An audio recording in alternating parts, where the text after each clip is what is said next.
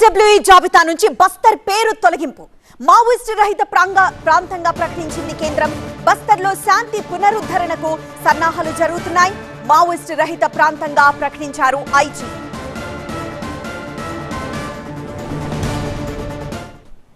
काफी हद तक इन इलाका में समाप्त हो चुकी है.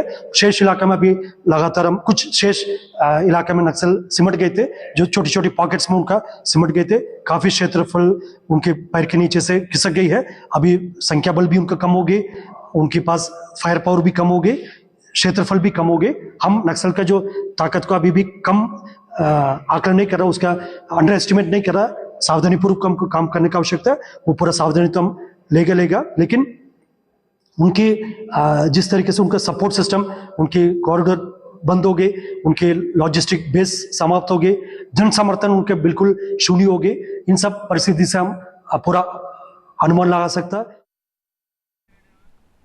LWE జాబితా నుంచి బస్తర్ పేరు తొలగింపబడింది. మావోయిస్టు రహిత ప్రాంతంగా ప్రకటించింది కేంద్రం. బస్తర్లో శాంతి పునరుద్ధరణకు సన్నాహాలు కొనసాగుతున్నాయి. మావోయిస్టు రహిత ప్రాంతంగా ప్రకటించారు ఐజీ. तक इन इलाका में समाप्त हो चुकी है. शेष इलाका में अभी लगातार हम कुछ शेष इलाके में नक्सल सिमट गए थे, जो छोटी छोटी पॉकेट्स में उनका सिमट गए थे.